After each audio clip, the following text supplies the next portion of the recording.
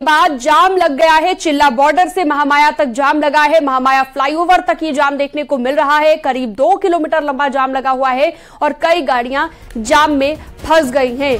तो ये बड़ी जानकारी, बड़ी खबर इस वक्त आपको बता रहे हैं। तस्वीरें भी आप देख रहे हैं, नोएडा की ये तस्वीरें। कई गाड़ियां जाम में फंस गई हैं और ये जो वक्त होता है 10 से 11 बजे का, काफी पीक टाइम होता है, ऑफिस आवर्स होते हैं। तो ऐसे में ज्यादा से ज्यादा लोग अपने घरों से इस वक्त निकलते हैं। तो ऐसे में ये जाम लगा और बारिश भी एक वजह बनी। सुबह सवेरे से ही लगातार रुक रुक कर बारिश हो रही है और ये भी जाम के पीछे एक वजह बताई जा रही है। तो तस्वीरें आपके सामने हैं।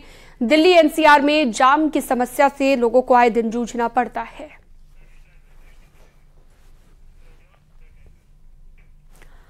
आगे बढ़ते हैं, अगली खबर दिल्ली से। अजीज कुरैशी के खिलाफ शिकायत दर्ज कराई गई है। दिल्ली पुलिस ने कुरैशी के खिलाफ शिकायत दर्ज कराई है।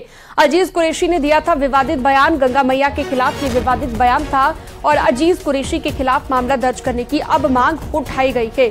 सुप्रीम कोर्ट के वकील विनीत जिंदल ने शिकायत दर्ज कराई है।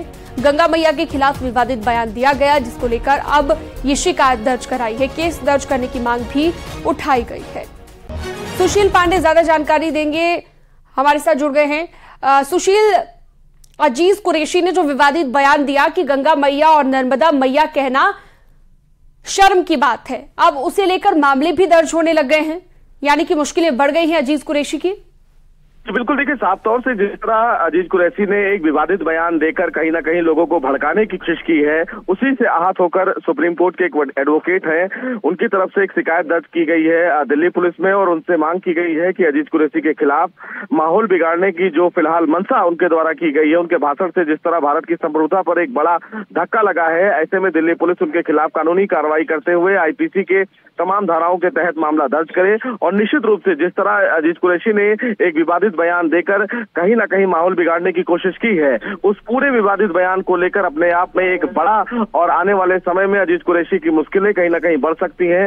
निश्चित रूप से ये अपने आप में एक बड़ा मामला होगा, क्योंकि साफ तौर से दिल्ली पुलिस की तरफ से जो एफआईआर दर्ज करने की मांग की गई है नवीन जिंदल के द्वारा, वो अपने आप में एक बड़ी खबर होगी। हालांकि अजीज कुरैशी के द्वारा दिए गए बयान कहीं ना कहीं नाकाबिल है और इसीलिए ये शिकायत एक वकील के द्वारा सुप्रीम कोर्ट के दर्ज कराई गई है। उनके द्वारा ये कहा गया है कि जिस तरह विवादित बयान भारत में दिया गया है, ऐसे में अजीज कुरैशी के खिलाफ कानूनी कार्रवाई की जानी चाहिए, क्योंकि अजीज कुरैशी संवैधानिक पद पर रह चुके हैं और उनके द्वारा विवादित बयान से कहीं ना कहीं भारत ठीक है, बहुत शुक्रिया, आपने तमाम जानकारी दी। एक संवैधानिक पद पर भी रह चुके हैं, राज्यपाल रह चुके हैं 3-3 राज्यों के, और फिर भी ऐसा विवादित बयान देना हैरान करता है।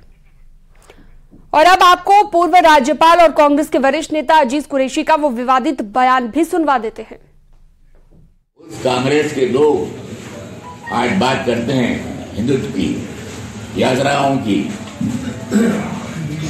जय गंगा मैया, जय नर्मदा मैया, ये शर्म की बात है। मुझे कोई डर नहीं कहना, निकाल दे गंगा पार्टी को करेगा। ये क्यों बोलने की बात है? नेहरू के वारिस कांग्रेस के लोग आज धार्मिक यात्राएं निकालते हैं, जय बोलते हैं, मैं गर्व से कहूं मैं हिंदू बोलते हैं।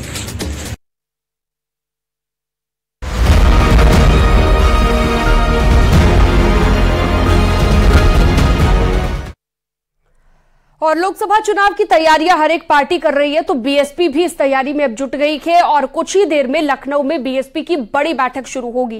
बीएसपी अध्यक्ष मायावती इस बैठक में लोकसभा चुनाव की तैयारियों को लेकर चर्चा करेगी। साथ ही संगठन विस्तार, बूथ गठन, सेक्टर गठन के साथ ही कैडर कैंप की तैयारियों को लेकर भी यहां पर चर्चा की जाएगी। लोकसभा चुनाव को लेकर भी मंथन होगा, संगठन विस्तार पर भी चर्चा की जाएगी। तो मायावती ये महत्वपूर्ण मीटिंग लेगी। कुछ ही देर में ये बड़ी बैठक बीएसपी की होने जा रही है।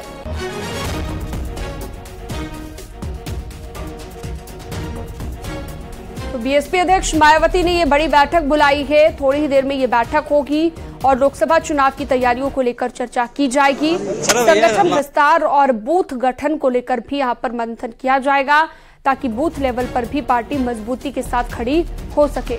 बीएसपी अध्यक्ष मायावती ने यह महत्वपूर्ण मीटिंग बुलाई है। संगठन विस्तार और बूथ गठन को लेकर मंथन किया जाएगा। 2024 को लेकर हर एक पार्टी तैयारी में जुट गई है। इसी कड़ी में बीजेपी के साथ साथ अब बसपा ने भी तैयारी शुरू कर दी है।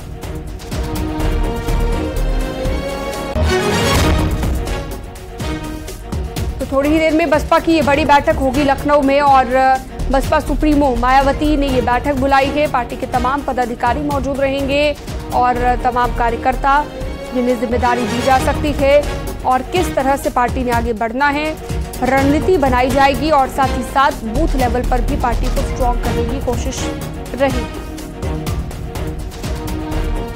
तो संगठन का विस्तार करने पर भी बसपा अब विचार कर रही है और इसी कड़ी में लखनऊ में बसपा ये बड़ी बैठक करेगी।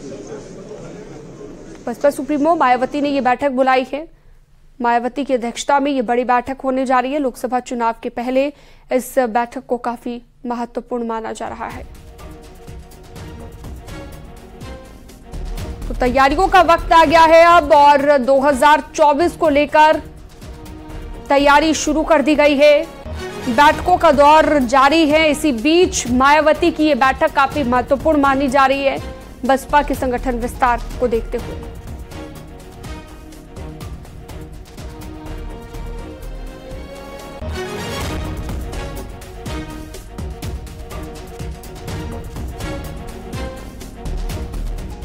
तो लगातार बड़ी खबर आपकी टीवी स्क्रीन पर।